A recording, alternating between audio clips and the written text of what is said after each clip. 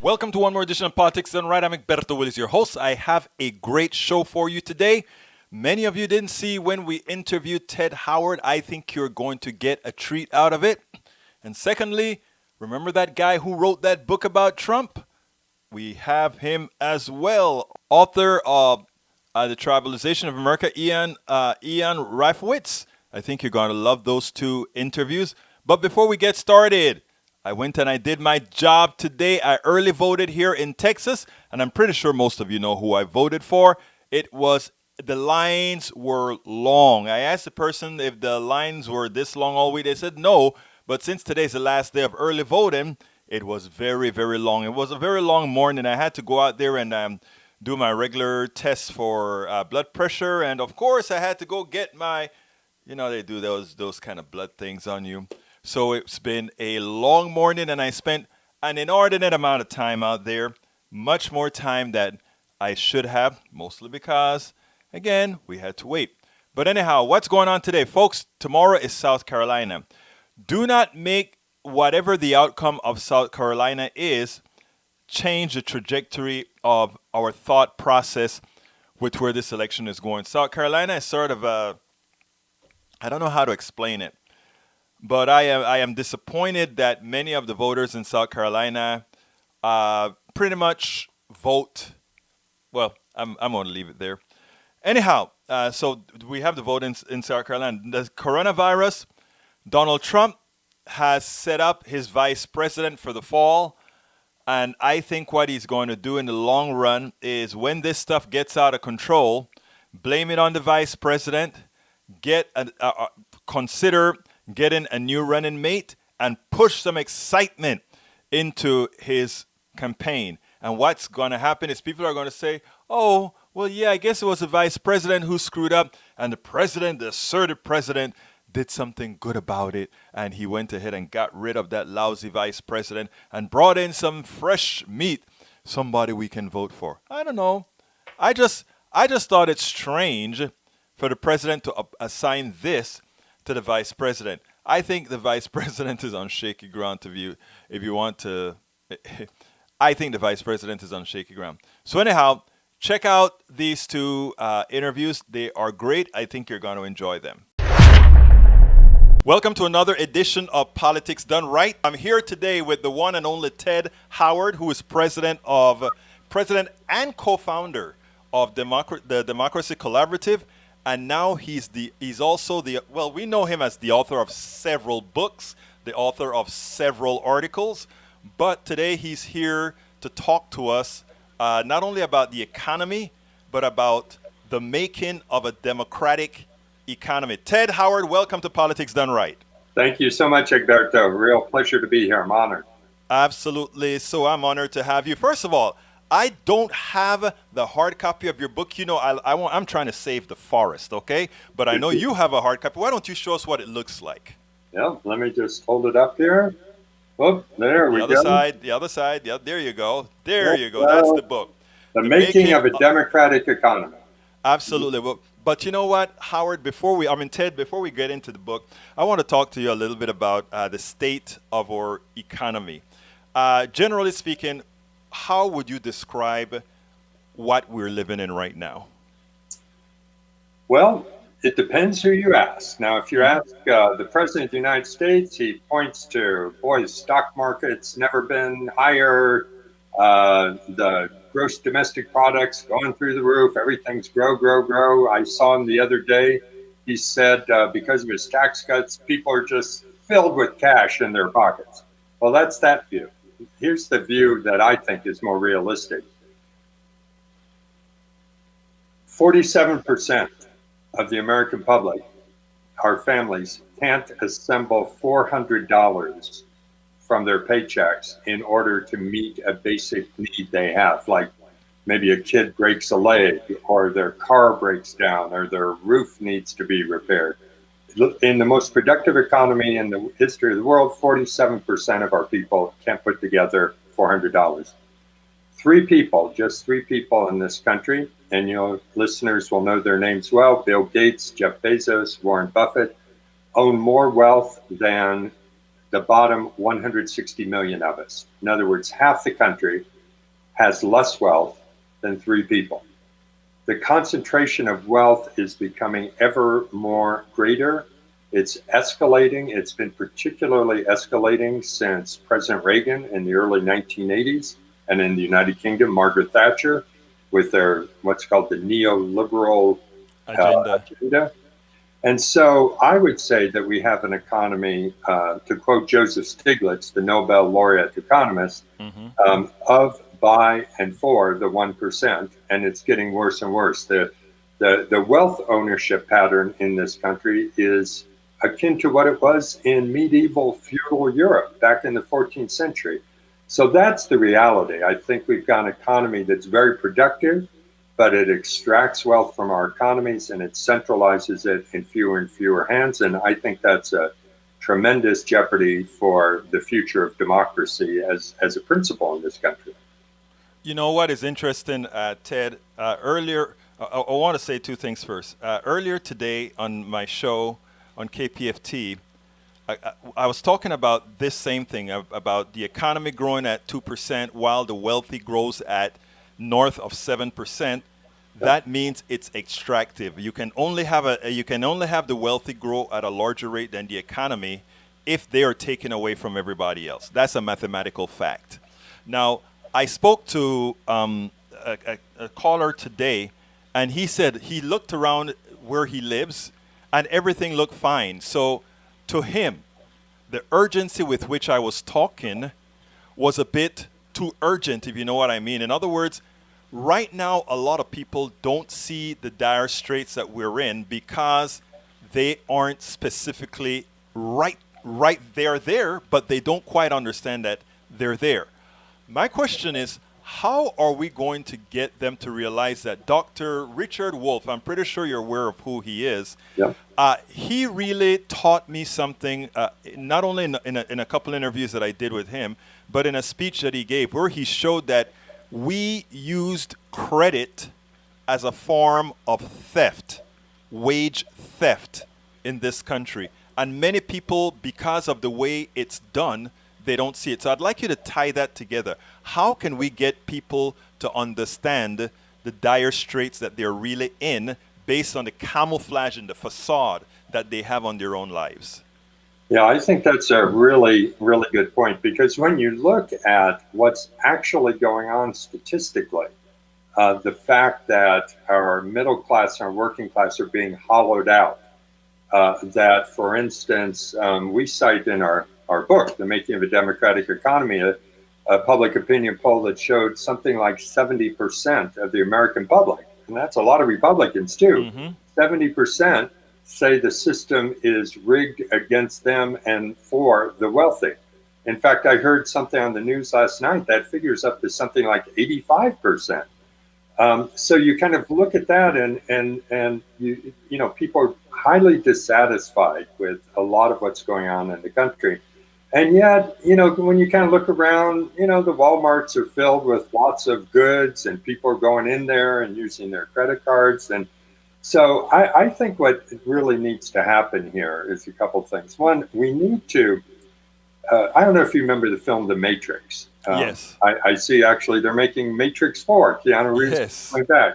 Well, the first one, which was the best one for sure. If you remember, everybody's living in this world and it kind of looks wonderful out there, except it turns out in that science fiction dystopia, the machines are controlling everybody and, you know, it's all a facade. And if you don't take the red pill, you'll never know that you're living in this craziness.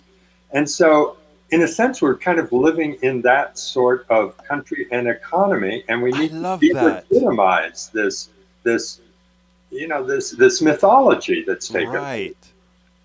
And you know, so most people just buy the idea. There are all these bromides that we hear that are not at all related to the truth, but people, you know, it's been said enough by the corporations and the politicians, people come to believe them. So people think, well, as long as the big economy's growing, some of it's going to trickle down to the little guy and woman, you know, in most need. Well, it just doesn't, and the statistics show that. you hear, well, a rising tide will lift all boats, but not really. You hear, as long as the stock market's going up, we're all benefiting. But most people, even if they own a little bit of stock, it doesn't benefit them at all. It's the big institutional investors. And so it goes on and on. So the first thing I think we need to do is really come to terms with the emperor has no clothes. Or Right. another harsher way to say it is we're all living in the matrix world and we need to deplug from it. You know, the challenge we face, I think, Egberto, certainly there's a big challenge of giant concentrated corporate power, wealthy individuals standing in the way of really progressive economic change away from what you've said, and we call in the book an extractive economy, toward a democratic economy, and we could talk about that. So these big forces are in the way, but I think, having done this work for decades, the biggest challenge we face is it's hard to imagine we could actually live in another kind of system. You Thank know, you. Yes. you know, there's somebody said, I forget who, but it's one of my favorite quotes, that it's easier to imagine the end of our planet than it is to imagine the end of capitalism. And that's You, really true. I want to interrupt you for 1 second because I mean you hit the nail on the head. That is what a caller today said. He said, we know we're gone. We can't change our current economic system. So let's pretty much appease. Let's just pretty much do the best we can. And my contention is, no, we can. I want to kind of turn the trend here a minute because I gave an urgent to the listeners today, and it was because of something that I saw on Facebook. I saw a Trumpster arguing with another person. Rather, I saw two friends arguing. One who had Trumpster friends, okay, and the other person said, "Go ahead and unfriend me because I can't deal with the friends that you have." And I jumped into the discussion right away. I said, like, no, no, no, unfriend nobody. Unfriend nobody.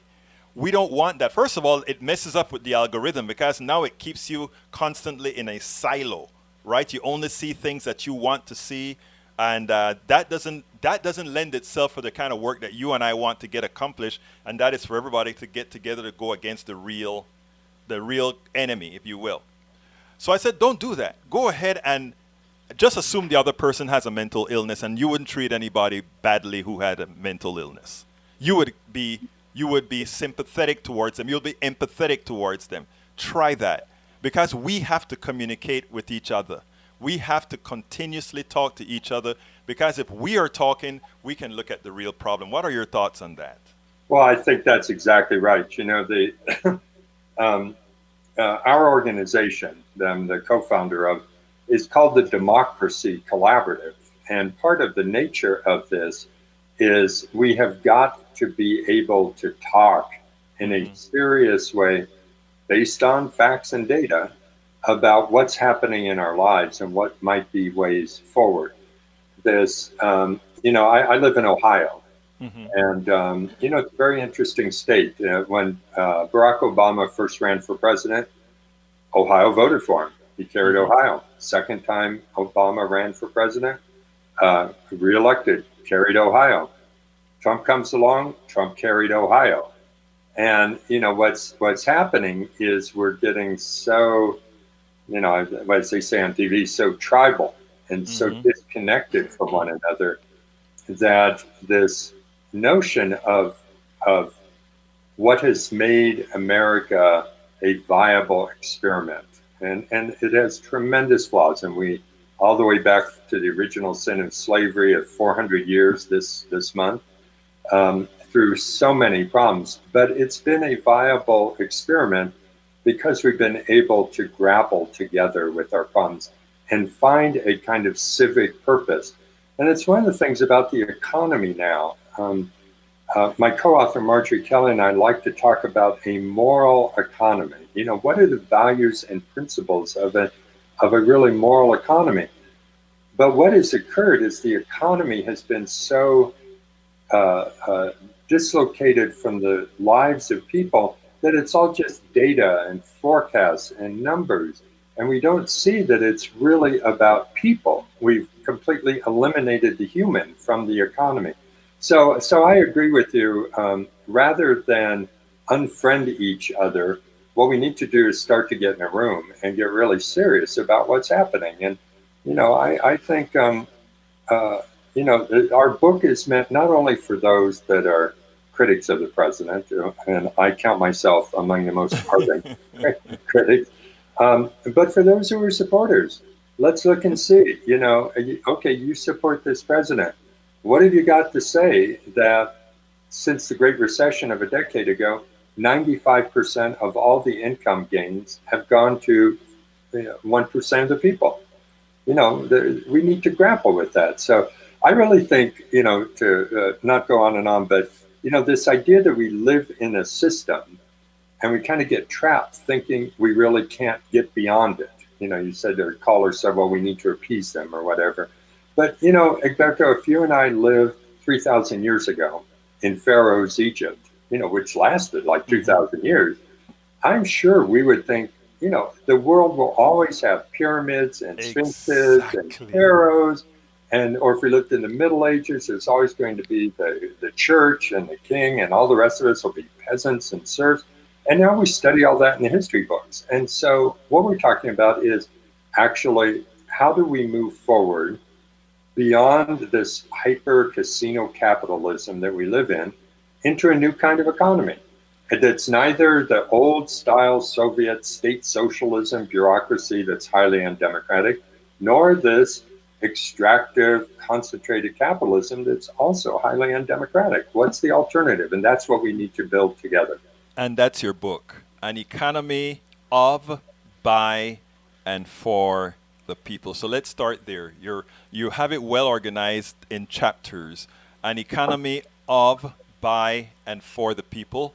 By the way, folks, we're now talking about the making of a democratic economy by one and only Ted Howard, and he has a co-author, right? Yes, Marjorie Kelly, who's just an extraordinary thought leader, has been working on issues such as democratic and employee ownership for decades. She's just a brilliant person. I ride on her coattails. Well, great. I mean, you know what? We've been riding on women's coattails for a long time. Amen. Okay, so an economy of, let's talk about that chapter, an economy of and by the people. Tell me what you mean by that.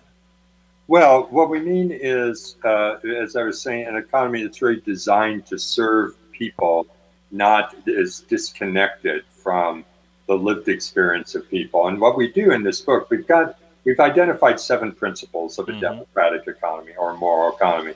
And one of them is, that it's an economy of the people. Another is that community needs to be at the center of an economy. For instance, the large corporations now, the big multinationals, they don't really consider community to be important. They're global. They're kind of footloose.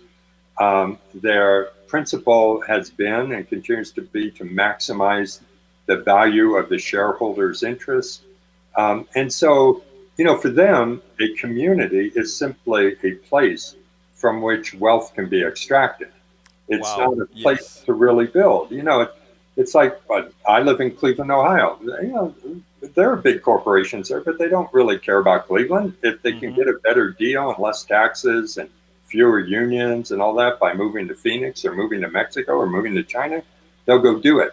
And so these are the kinds of principles, environmental sustainability is another principle of a democratic economy.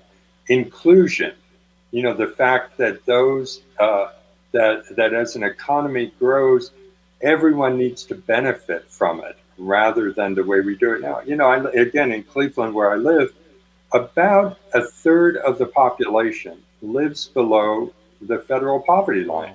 Yeah. So while the economy grows, it's leaving behind a third of the people, at least. And so these principles are at the heart of this book. But the thing I want to say, I'm not an economist. and I actually don't read many economics texts. I find them turgid and boring. but Mm-hmm. so I want to say to people that don't worry if you don't know about economics, this can still be a book for you, because really what we're trying to do is change the narrative, the story around the economy. And And so I noticed that's what you did in the book. You created individual stories of people in each of these seven sequences. that's exactly right. So, and we tell stories. And so, for instance, one of the stories is about Cleveland, Ohio, where I've helped about a decade ago build a network of worker owned cooperatives that are located in the lowest income neighborhoods in our city, intentionally hire people in the companies from those neighborhoods, pay living wage, family supporting salaries, give very good health benefits, and also have profit sharing because the companies are owned by the workers in them. And the way they operate is they provide goods and services to the large, what we call anchor institutions, hospitals, universities, cultural centers that are in the city of Cleveland and don't get up and leave. And this is called the Evergreen Cooperatives.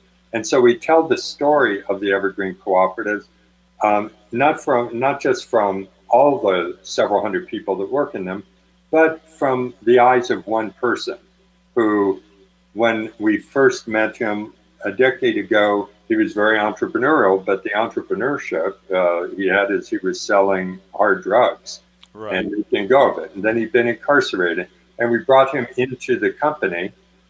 We made him an owner of the company. He was an extraordinary employee, and he learned the skills of work and everything. And now he's moved on to another kind of company. And it shows that, you know, their way to create a business that is really people centered, not just profit centered. The Now, business let me ask you is something make a about profit. that cooperative. Let me ask you something about that Yeah, because that worked. It yeah, worked, but when you start talking about employee ownership and cooperatives and so forth, the first hit you get in America is that is socialist, which it is, but they say it's socialist, right? And yeah, the next question that comes up, and what's wrong? Is there something wrong with the mechanism that you just saw work? right. Well, so this socialism thing is very interesting. First, you know, I, I, I think Bernie Sanders has done a great service to America by calling himself a democratic socialist. Yes, You know, yes, he has. it's not very scary, and here's what it's about. And he's not shying away from it. But these labels are used, and of course, the Republicans in this election are going to, you know, the Democrats could nominate the most conservative of the 20 people running, Right. and the Republicans are still going to call them socialists. But what does socialism in this sense mean? It means, it doesn't mean that the state, the Owns national the government, methods of owns production, right? everything. It just means that we're advocating for broader ownership among different publics, if you will. So you know, employee ownership could sound sort of socialistic. On the other hand, this is mind blowing to me. There are something like 8,000 companies and corporations in the United States that are employee owned. Hmm. In other words, the people in them, thousands of them are 100% owned by the workers. Sometimes they only own 20%, but they're employee owned. There are more people, 10 million people now in America, who work in employee owned companies that they own than are members of private sector unions. That's Wow. how things have changed. And, you know, that's 10 million people. And I'm telling you, these people are not all identifying as socialists, but Right. they like to work in a company where they have voice, participation, they share in the profits, they get to, like our evergreen cooperatives in Cleveland, the workers have democratic elections to elect some members to the board so that they participate. You know, this is, in a sense, this can be as American as apple pie. And one of the very funny things, I could send you a link sometime if you're interested. Please do. I have a quote from a political figure in the early 1980s, a long speech actually, going on and on about how the future of the American economy will be a future where the workers own the companies in which they work. And who said that? President Ronald Reagan.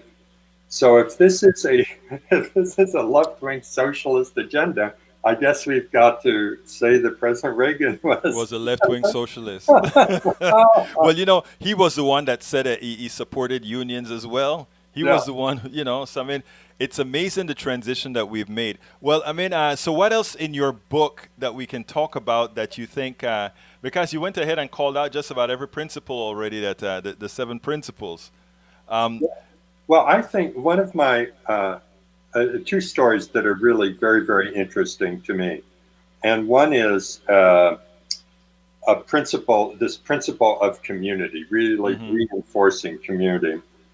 I've been privileged over the last years to work with indigenous people, Native Americans, on the Pine Ridge Reservation in South Dakota.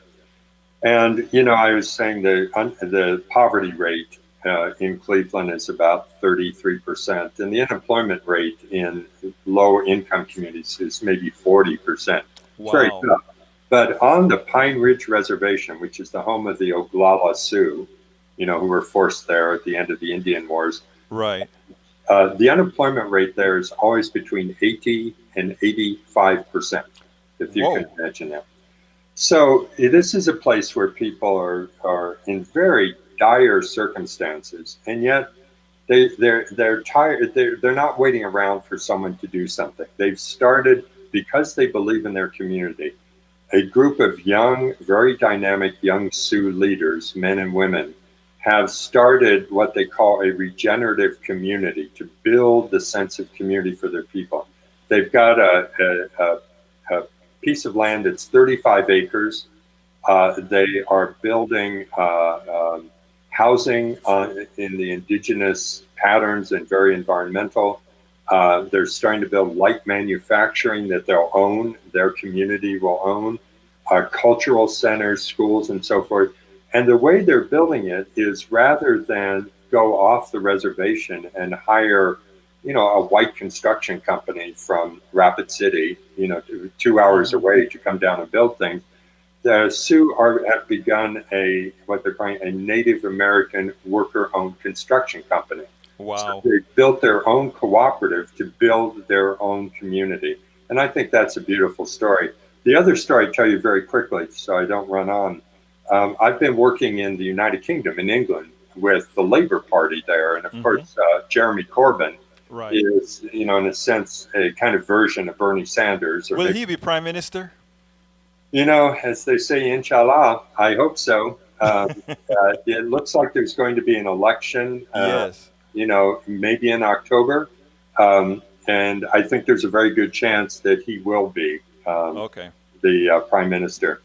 And he has embraced what we call in the democracy collaborative community wealth building. It's really a way to build this democratic economy. And so we've worked with Labor Council members in city council in a town called Preston, which is 150,000 people. It's an older industrial. We call it in the United States a Rust Belt city. And it was really flat on its back when I first went there 6 years ago. And what they've done is the city council said, again, no one's coming to save us. We have to do for ourselves in our community. And what they've done is they persuaded the local university, the local housing authorities, even the police force, to look at all the contracts for services and goods that they buy and notice which ones are going to France or going just to London, aren't creating economic value locally, and move those contracts back into the city. And so they've brought 70 million pounds, about $100 million of money that used to leave the system back into Preston. So that's Then they worked with the local unions and have accessed, I'll do this in dollars, about $125 million of public employee pension funds, which again used to leave Preston and now are being invested in Preston. They're building their own public bank so that they don't have to negotiate with the five big banks and the high interest rates, and they'll capitalize it with the reserves of the Lancashire County and the city of Preston. They're creating their own renewable energy company. the University of Central Lancashire has a new unit to incubate cooperatives, worker cooperatives. Anyway, so you've got this whole new democratic economy being born in this city that when this began, and this is the end of the story, when this began 6 years ago, Preston was listed in a government index of they call it the deprivation index, if you can believe that. Preston was listed in the bottom 20% of the most deprived cities in all of England. Earlier this year, there's a very radical socialist group you may have heard of, PricewaterhouseCoopers, did a study and listed the most improved communities in all of England. And Preston was rated by PricewaterhouseCoopers as the #1 most improved city for the residents of Preston. So what it shows is these principles, if they're really implemented, whether it's in Houston or Austin or Cleveland or Preston or, South Florida, wherever, if they're implemented with real intentionality, even in this crazy national political time, you can still build a resilient local economy on a democratic basis. I think there's something very important that you're pointing out here that probably going to go over the head of a lot of people. This city was depressed. This city was not only depressed, but the capitalist model failed it. The capitalist model saw no value in it. People saw value in it, and they brought it back. In other words, all the capitalist companies, based on what you've just said, were extractive. They were taken out of this city. Even this dying city, they were taken out. The only difference you had is you removed those that were removing capital. You reinvested human capital, all that came from that community, into that community, and it sprung up. That is actually socialism in a radically democratic form. That's right. We call it building prosperity for the many, not just the few. But the way you need to do it to make it really stick is you need to broaden ownership over the capital and the economy. It can't just be good guy programs and initiatives. The issue, what defines any community, what defines any country is who owns the assets and gets to determine how those assets are used. And they have a new model for that in the city of Preston. And you know what, Ted? Interestingly, it's not new. There is an activist in, I don't remember what ghetto here in the United States called, I think his name was Roy Innis or something like that, that tried to implement ownership of these public buildings as well. And what they did notice with those experiments as well is the interest in the building, keeping the building up, doing things with the buildings made a difference. Yes. Yeah, this whole issue of democratic or broader or socialized ownership it's not a new idea. Right. However, it's an idea that's getting a lot of traction right now. So, for instance, there is one public bank in the United States of America. It's North Dakota, right? North Dakota. So you've got a socialized bank that is controlled by the state government. In a red state. In one of the most conservative red states there is. When you look at what took place 10 years ago with the financial collapse and the Great Recession, as credit dried up all over the country because the banks, retrenched. Right. Derivatives and the works, yes. Exactly. In North Dakota, because you had a socialized bank, the state kept lending to small business, to people, families that wanted a mortgage, and kept the money flowing because they knew it would be in the interest of the state, of the people. And North Dakota weathered the recession better pretty much than any other state. But that model just celebrated several weeks ago its 100th birthday, and there had never been another public bank. But because of people now starting to examine what happened during the recession, there are 24 states in the United States, including big ones like California, that are doing feasibility studies to establish their own public bank. And there are a couple dozen cities doing the same thing. Santa Fe, New Mexico, Washington, D.C., all over. So this is a way for a community to control its capital and rather than being dictated to by the large banks. Ted, what we need is exposure. What we need is exposure because everything that you just said, these are known entities, interestingly. The problem is, however, it is kept out of the eyes of many because it doesn't serve the corporate interests. So they don't want anybody to really get traction. North Dakota, oh, small state. California, those liberal wackos. But even a lot of folks in California and other places that we may consider, oh, these are Democrats, they must be progressives. They're right within the tracks, which means they're bought as well. Well, you're right. When you look at whether it's a conservative news outlet or a liberal news outlet like the New York Times, and you read about the economy, you do not read about this. You don't read about this ferment of experimentation, innovation. One of the myths that we have in our country is that public ownership is inefficient, doesn't work, and everything's just been privatized. Well, if you look at small communities all over the country, particularly in the South, you find communities of 10,000, 20, 50,000 people that the large telecommunication companies don't see there's enough profit to extract, so they won't go in and build broadband networks and cable networks and so forth.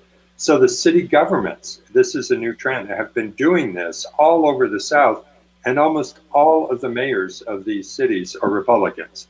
Yes. So, they're not socialists, but they think it makes a lot of sense that the city government on behalf of the people should own this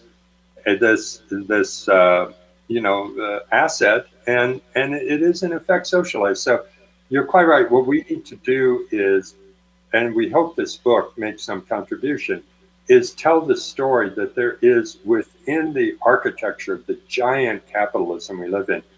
I firmly believe there is a fundamentally different and new economy that's being born, and we just need to keep advancing that growth and telling that story. That is the closer. Ted Howard, president and co-founder of Democracy Collaborative, author of The Making of a Democratic Economy. There it is. Get that book. It was my pleasure to have you on Politics Done Right, sir. And I hope to see you again because we have so much more to talk about. Thank you, Roberto. Very much appreciate it. And if you ever make it to the Midwest, come see us in Cleveland. I want to take you into the Evergreen Cooperatives and meet these extraordinary men and women that are demonstrating that working people can own their companies and make them profitable, productive, great places to work. I'll be there. Good enough. Thank you, brother. Thank you, Ted. Welcome to another edition of Politics Done Right. I'm here with the one and only Ian Reifowitz, who is a professor at SUNY Empire State College, a Daily Kos contributing editor, one of the best, and the author of The Tribalization of Politics, How Rush Limbaugh's Race-Baiting Rhetoric on the Obama Presidency Paved the Way for Trump. And it is opportune that we are going to talk about this subject today, which is sort of driving the nation crazy. I actually said I was going to give this minimal time, and I mean that. But today is special because I want to kind of get it out there, get Ian's point of view, and then we're going to move on to important issues. Ian Reifowitz, welcome to Politics Done Right. Thank you for having me, and thank you for that very kind and generous introduction. It's always a pleasure to be here. Well, it's actually very much warranted. But Ian, let me ask you a few things, Ian. Where the hell are we? Well, we are seeing the tribalization of American politics. I'm seeing that word used in the last 48 hours by political pundits, by writers to describe the very current environment we are in, thanks to the President of the United States, Donald Trump, because of the language he used towards the Squad, the four congresswomen who are women of color, 3 of whom were born in this country. He told them to go back to their countries, even, of course, they were born here, and he called their countries crime-infested. These are racist. This is racist language. He is a racist, and the U.S. Congress, House of Representatives voted to condemn him yesterday. That's the first time in over a century that a House of Congress has voted to condemn the remarks of a president. So to say that this is historic is accurate. The President of the United States is not doing something new here, even for himself. Remember, we keep saying this, he announced his presidential campaign by talking about Mexican immigrants as rapists and drug dealers and killers. He talks this way because this is the kind of politician that he is. He sets out to divide Americans, to get Americans to hate one another. In some ways, it's unfair to people who are in actual tribes to use that language, but the English language we have, that's, we have to go with the words we've got. But this is what he does. This is, and in the book is what I talk about. It's what Rush Limbaugh did, and it's what Rush Limbaugh does, and Donald Trump picked up on this. It is the way he excites his supporters by playing and preying on their racial and cultural resentments as white Americans who are afraid of black and brown and non-whites, afraid of demographic change. And the way he gets them motivated is not by talking about the money he's saving them, because he's not saving them any money. He's not putting any money in their pockets unless they're in the top 1 or 2%, because that's where his tax cuts focus their benefits. He has to distract those voters from thinking too much about his economic policies by getting them worked up about the brown people over there. In other words, it's a bait and switch. Exactly. He's playing them for fools. Now, it is interesting because I did a woman, her name is Tiffany Cross, was on MSNBC yesterday. She is the, I guess, a publisher of a rag in D.C., and what she said is she is very happy that the media is finally calling a thing a thing. That thing being they're finally saying President Trump is a racist. And at first they would use different words like he made racial intonations. He made, they kind of catered to it, which sort of gave him some sort of his words some plausibility of not being racist. And she's saying exactly what you said. He's not doing anything he hasn't done before. He hasn't really changed his rhetoric.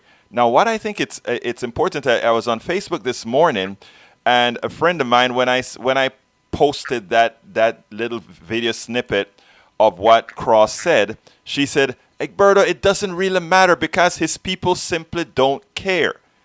And what I replied to her is, you're right. His people simply don't care, but we are not pointing out that he's a racist to his people.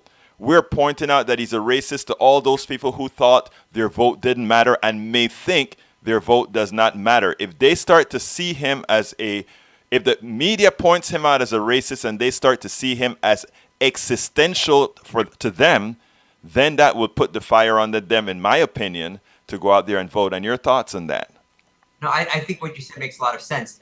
I noticed something in today's New York Times, and the New York Times has been more reluctant to call him a racist. I don't know if in the news section they've ever said that he was a racist or called him a racist. Interesting, though, I noticed this morning there was an article about the Philippines where the President Duterte, and in that headline, the headline referred to him as an unrepentant sexist.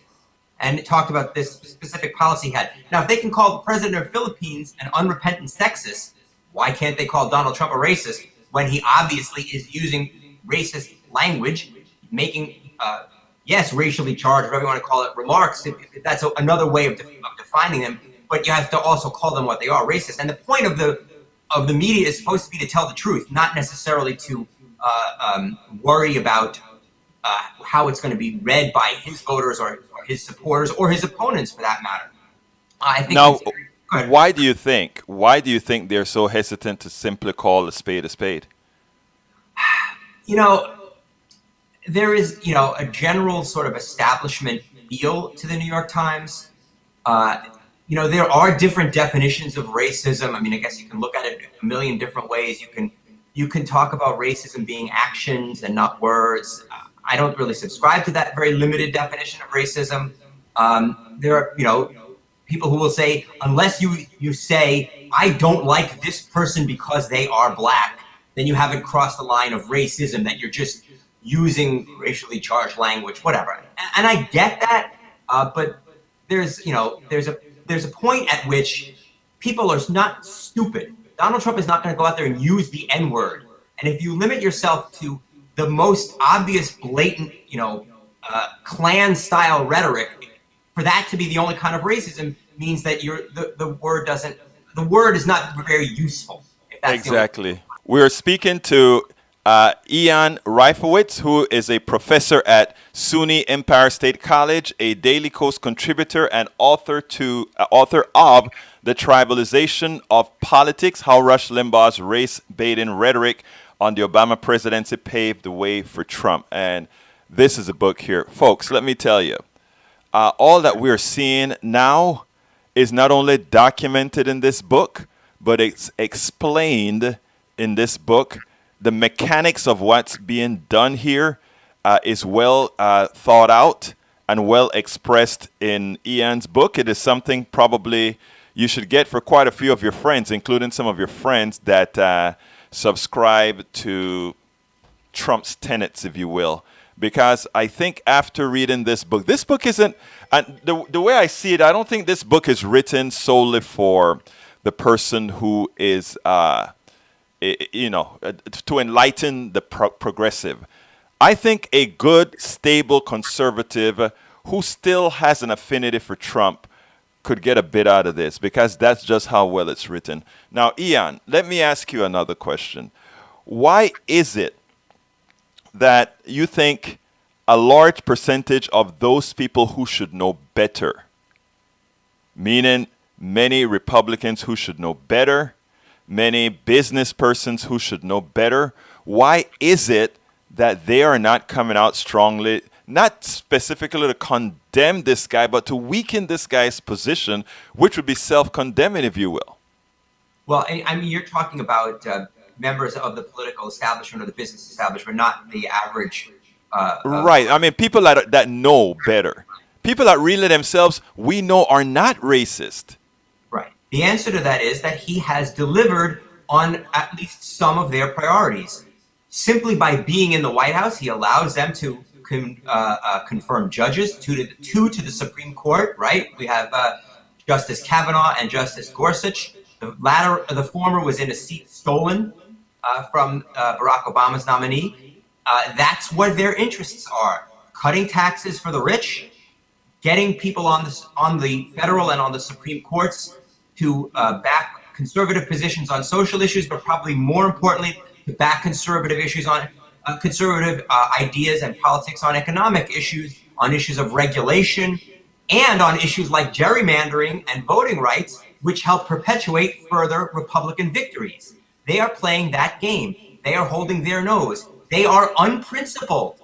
They believe that the only principle that matters are conservative victories that help line their pockets, and they are willing to go along with Trump in order to do that. Some have turned away from him, but and we can respect that. People like Charlie Sykes, people like Bill Kristol, who may have been wrong over the years on many issues, but have shown some principles.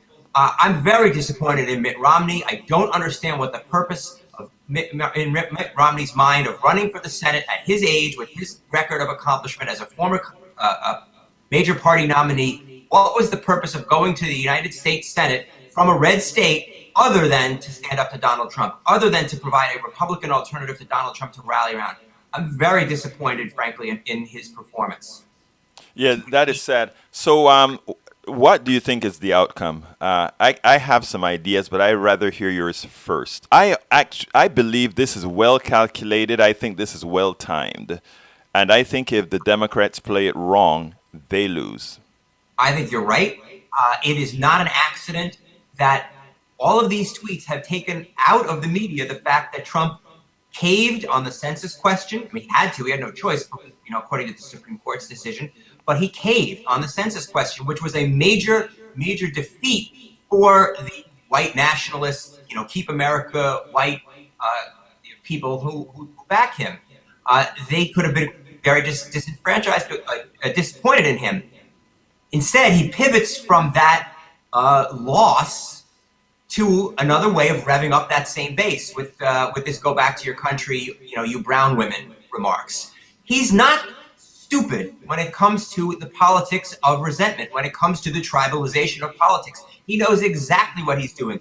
He knows the only way he can win the presidency again is by maximizing the racially resentful white base and the other people who maybe don't love that but are willing to go along with it because they see him as fighting for them or whatever. He's not going to get more than 45, 46% of the popular vote, maybe 47 if he's lucky, depending on if there's third-party candidates. Maybe he can eke out another electoral college victory. He's never going to be a landslide president, despite the fact that he has said he won in a landslide, but he's also said a lot of other things that are lies. So the only way he can win is to rev up the base and hope to draw another inside straight like he did last time. But beyond that, he also doesn't know any way of doing things other than the way he has been doing them. The man is 71 years old. He's not going to change. This is who he is. And he won the presidency this way once. Why not try it again? It is sad because for someone as inept as he is, that he could actually win again. I'm more concerned now about the remnants of what's left after he's gone. After all, if he gets 45% of the vote, that simply tells me that a large percentage of Americans are either willfully ignorant, delusional, or, and I try to say this when I'm speaking to the other side with some modicum of respect, but you have to wonder how they process information in their heads to somehow fall for somebody or continue to elect somebody like this. And if that is the case, if he's elected, there's a hell of a lot more repair in this country that'll come after those 4 years. Oh, absolutely. I mean, one thing we have to bear in mind is that there are about 40% of the voters who will vote for a Republican no matter who the candidate is. Right? Even, when Trump won in 2016, he got just about the same percentage of the white vote that Mitt Romney did. I think he did 1% better among whites overall. So some of it is the fact that any Republican simply starts out at about 40. It's just a matter of how many of the people who end up voting for him are voting for him in spite of his racism and his race baiting, and how many of them are voting for him because they like it. Right. I really think, after speaking to a lot of his voters and people that would likely vote with him before, I think a lot of these people are voting for him in spite of him being a racist. In other words, they are so attached to the Republican Party and they are so disenchanted with their impression of what the Democratic Party represents that they see the Republican Party as the better of two evils. And I think that is just how some Democrats look at the Republican Party, that it is, again, as a Democratic Party, that it's the better of two evils, so they'll vote Democratic. I think one of the things that we have to do here in independent media is just be able to tell things the way that they are and allow folks to get past that thing where it's tribal where it comes to political parties, because that not being the case, we're killing the country, and we've seen this happen in other countries.